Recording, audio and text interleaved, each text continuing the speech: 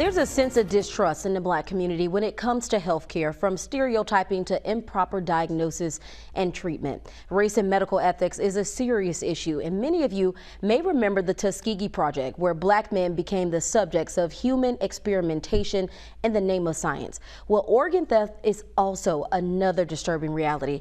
I spoke with the Organ Thieves book author, Chip Jones, who brings us the shocking story of Bruce Tucker, the first heart transplant in the segregated South. Bruce Tucker was a 54-year-old factory worker in Richmond, Virginia in 1968. And he was ending his work week with some friends, and he suffered a fall off of a wall, hit his head. He was badly head injured and rushed to the local emergency room. Now, this was at what was then called the Medical College of Virginia. He entered the hospital. He was conscious.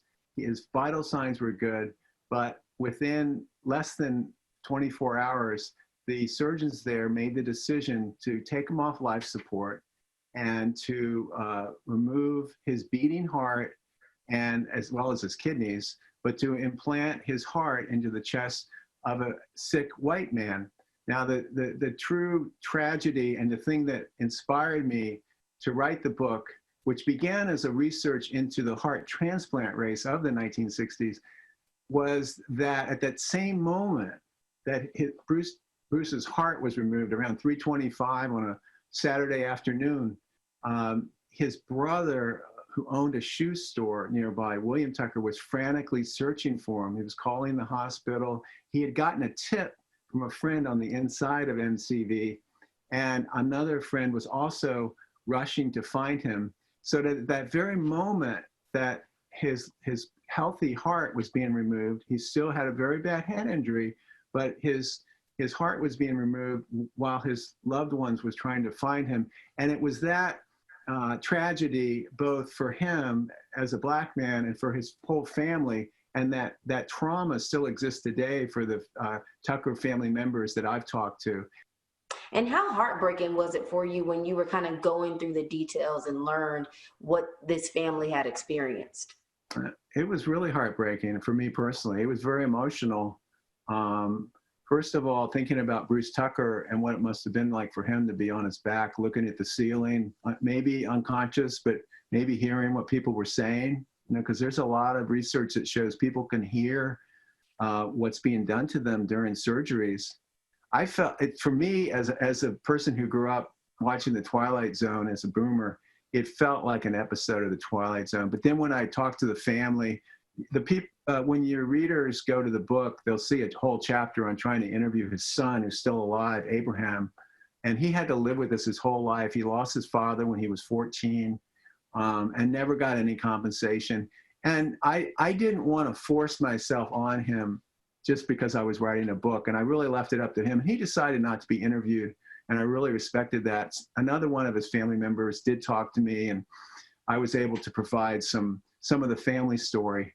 But all along the way, Brittany, it was a real life changer for me. And why was it so important to be able to get his family's message out there? Well, I think because it ties into the suspicions of medical care that I learned about, as a privileged white person. I knew nothing about the history of medical research that goes all the way back to the 1800s or 1700s. And essentially, I learned that medical education was built on the backs of Black folks whose bodies were stolen right there in New York City, near what was Columbia, and all up and down the East Coast, from Harvard to New York City to Philadelphia and down here. And I learned so much that tied into what really shaped what you could only call systemic racism in the medical system.